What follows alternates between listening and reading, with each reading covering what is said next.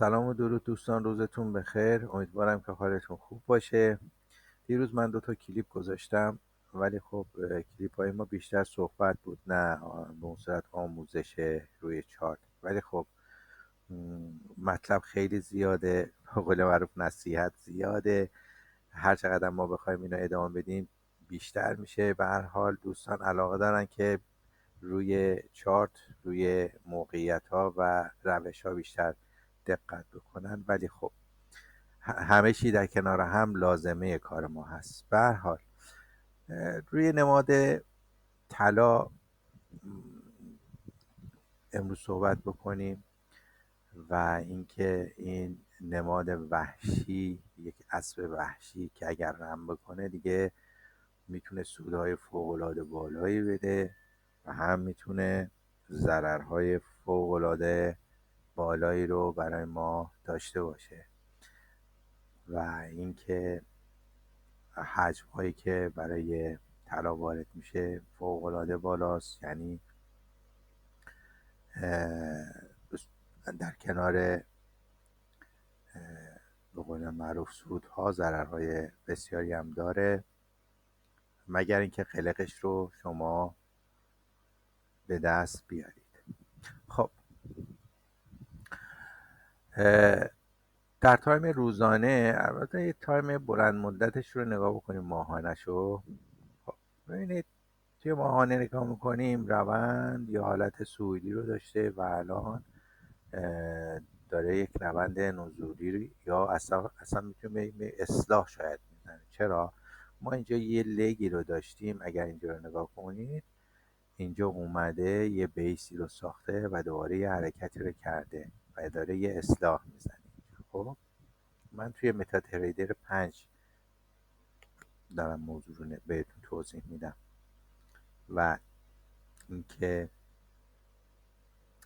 این زمانی که برسه به این گره، خب احتمال داره که بیاد. اگه فیبوناچی این چجوریه، اگه بتونیم استفاده بکنیم، یه کمی خوب دیده نمیشه رنگبندی اینو.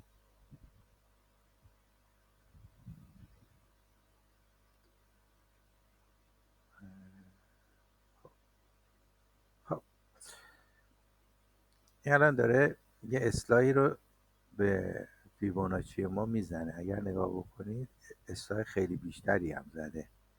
پس این داره میاد چیکار بکنه، یعنی بیشتر از، اگه شادو این هم حساب بکنیم از اینجا تا اینجا روندی که شروع شده نگاه بکنیم، این تقریبا 50% رو اومده پایین تر. یعنی از 50% که داریم این مقدار هم بیشتر اومده، یعنی میخواد یه ساختار شکنی بکنه. پس این اصلاح نمیزنه که حرکت کنه به سمت بالاتر. خب من این رنگ بندیشه یکم درست بکنم، سفید بیارم، فقط این بمونه، مشکلی نیست. خب نبض عوض کنم چون بهتر ببینید. خب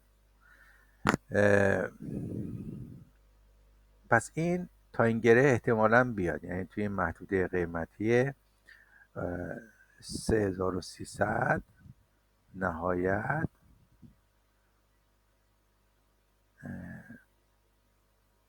3122 دلار توی این نواحی باعث بیاد، این حرکت باعث داشته باشه. خب پس من چی کار بکنم؟ پس بهترین نقطه برای من این گره هستش توی این محدوده. پس من میام این محدوده یه باکسی رو برای خودم میکشم. این باکس برای من مهمه. خب میرم توی تایم هفتگیش.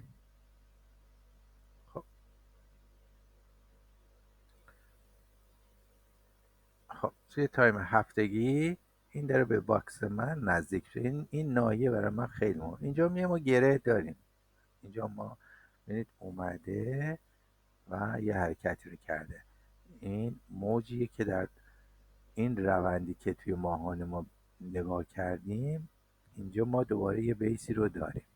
پس این اگر نگاه کنید اینجا این سه تا کندل اومده یه واکنش نشون داده، نقدینگی اینجا رو برداشته و یه حرکت کرده به سمت بالا و دوباره استاپ. پس اینجا به احتمال قوی توی این گره ما چیکار داشته باشیم؟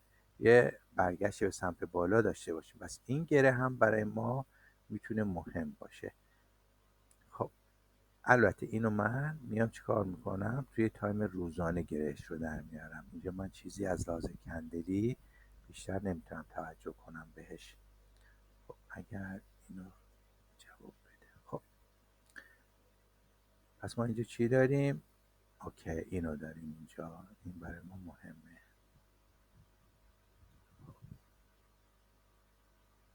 اگر این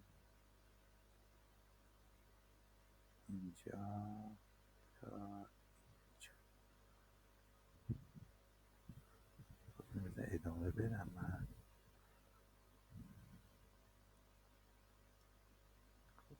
این ادامهش بدم. خب اینجا باشه و تنظیمش بکنم یک کمی مرتب. اوکی اینه. این برای من مهمه. خب اگر نگاه بکنیم اومده اینجا نتونسته میدلاین اینو بشکنه، اینجا درگیره. خب پس میرم یه تایم 4 ساعته. خب اینجا میبینیم که روند داخل این داره بیسش رو میزنه. چرا؟ چون اونجا ما یه گره داشتیم. خب اینا مهمن. حالا شما میگید خب طلا رو که ما نه توی تایم فریم بالاتر نمیخوایم که ترید بکنیم، توی تایم های 1 دقیقه و پایین تر. درسته، این شرط اول دید ما به بازارش هست. ما نمیخوایم فعلا ترید بکنیم، ما داریم نواحی ها رو برای خودمون مشخص میکنیم. این خیلی مهم هستش. خب مثلا میخوایم الان اینجا نگاه بکنید، اومده یه اینجا دوباره حرکت کرده، یه سقفی زده، اومده اینجا داره یه بیس میزنه. پس اینجا یه سقفی دارم. پس من اگر بخوام استفاده ترید بکنم، دو تا ناحیه برای من مهمه. موجهایی که اینجا اگه نگاه بکنید اومده اینجا یه سقفی رو داریم، اومده یه حرکتی کرده، بیسی رو درست کرده.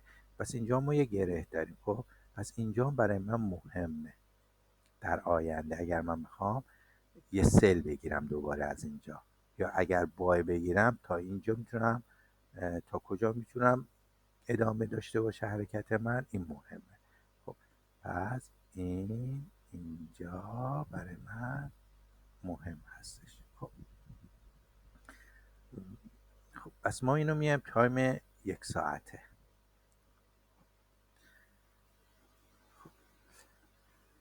در تایم 1 ساعته ما چی داریم میبینیم؟ اینجا دو تا ناحیه رو میبینیم.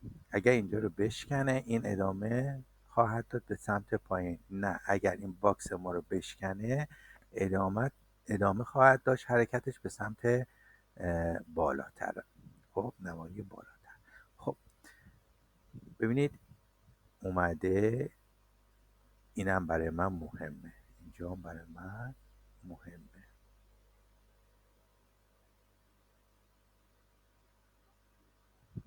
خب حدودا میدنم حالا بعدا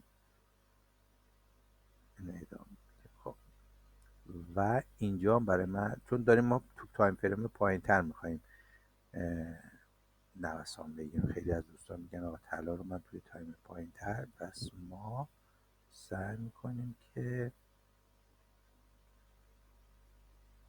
خب اینم از این.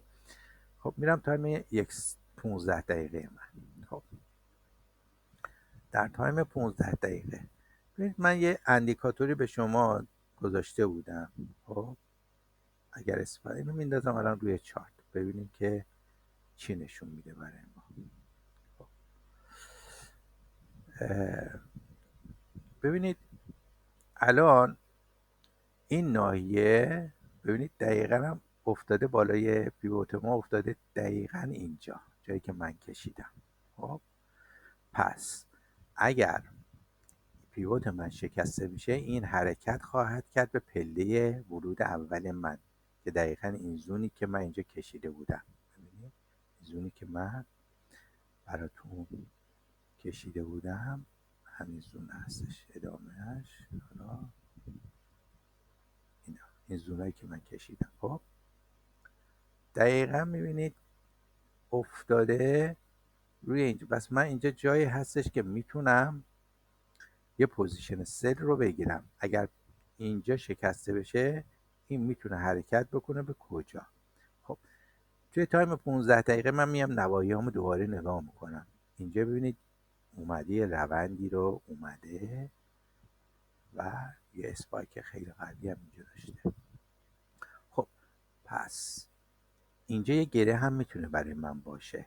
خب دقیقا اگه این خطچینه رو به نگاه بکنی، نقطه چینایی که توی اندیکاتور من هست دقیقا افتاده توی این گره هم افتاده. پس اینجا ما یه روند اگر بیاد اینجا واکنش داریم. اینجا برای اسکلپراست، این برای اسکلپرا خیلی خوبه، میتونه یه نوسان خیلی شیرین اینجا ازش بگیره. خب ما اینجا چی داریم؟ من گفتم تو این گره هم میتونه روند یه استوپی داشته باشه. خب پس من میام اینجا رو نگاه میکنم تو این گره من چی بوده. یه اوردر برایت به فرض اینجا ما داریم. خب پس اینم من اینجا میام،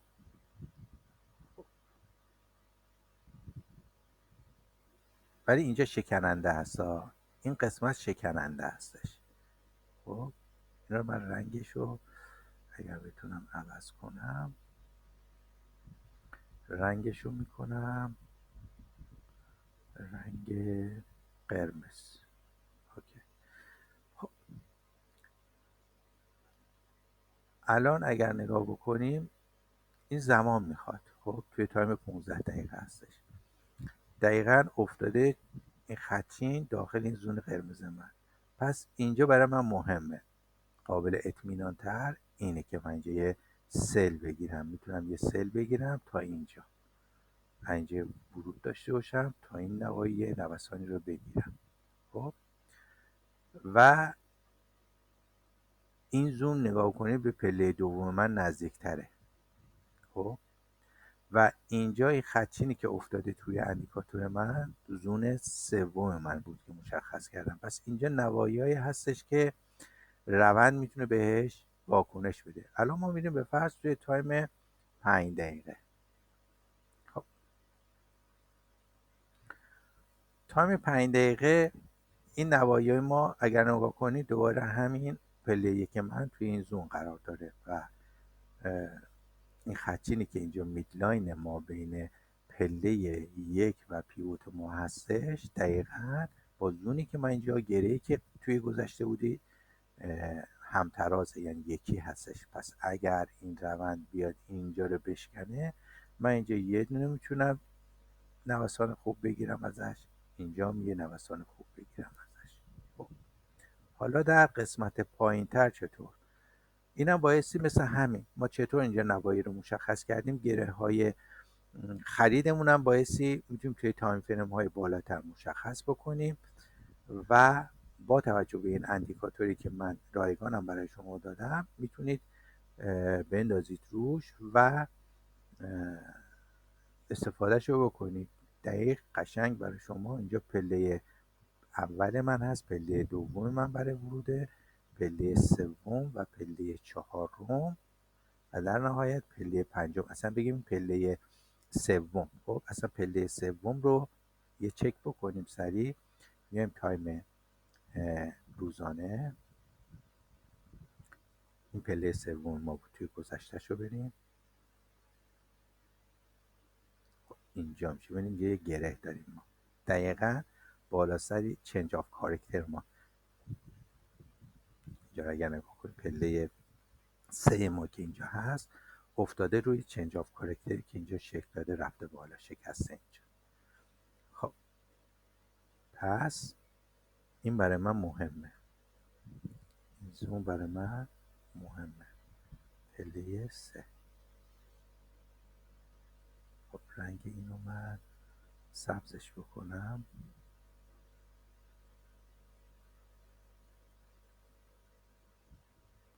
خب سبزش میکنیم.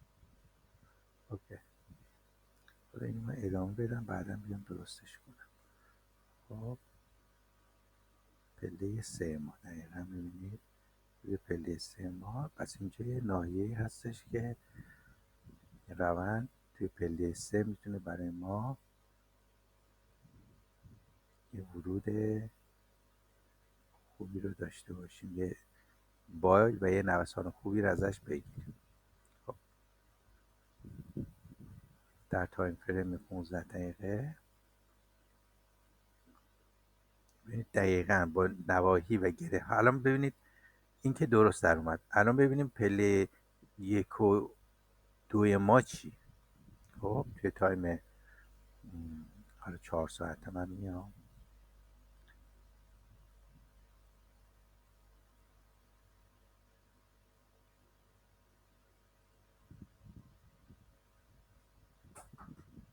خب اگر توجه کنید این پله ورود 1 من هست. خب و اینجا ببینید واکنش هم نشون داده، اومده بهش واکنش نشون داده رفته. این پله 1 من که اینجا توی تایم 4 ساعته اگر نگاه کنید یه گره اینجا ما داریم و پله، اجازه بدید من دوباره این نگاه کنم. پله 1 ما این بود، ببخشید پله 1 ما این بود، داخل زون هستش. پله 2 ما این هستش، پایینی هستش. خب پله 2 ما این هستش، پس این هم میشه پله 2 ما.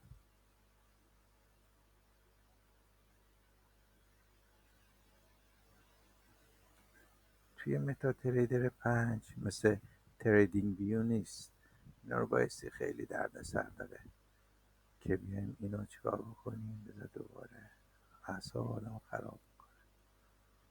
خب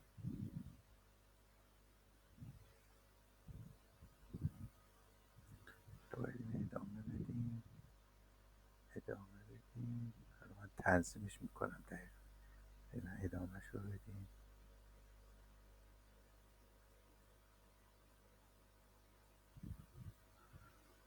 خب ببخشید دوستان یه دست من نیست، تایم یه کمی طولانی میشه ولی خب باید نتیجه بگیریم.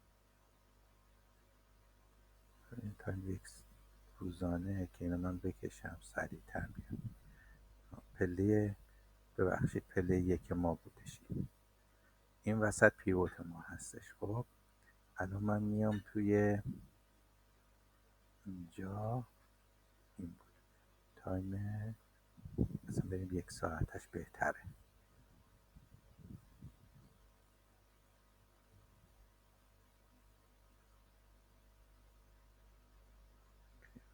کجا اینش بده، یعنی متا تریدر 5 اینش خیلی بده. خب این بود، باید خاموشش کنم دوباره. خب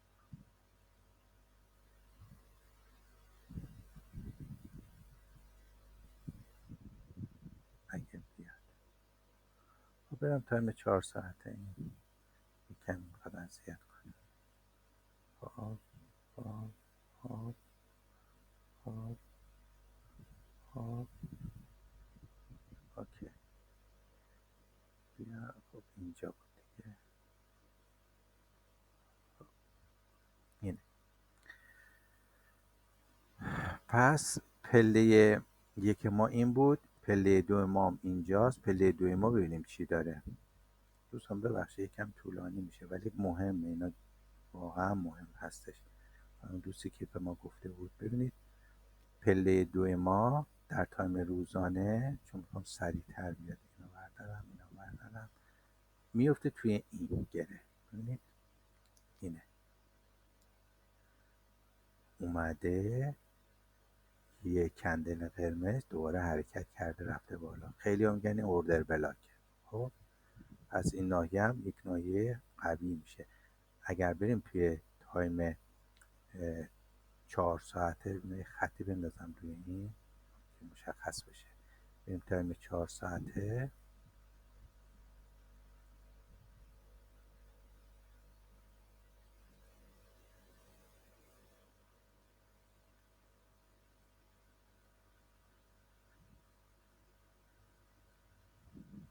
خب بیاد ببینید گره ها خیلی مهمه و همین راحتی هم نیستش که دوستان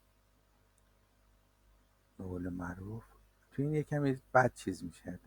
حالا من سعی میکنم همین رو توی تریدینگ ویو برای شما بهتر توضیح بدم. بریم توی تایم 12 ساعتش ببینیم جواب میده به ما.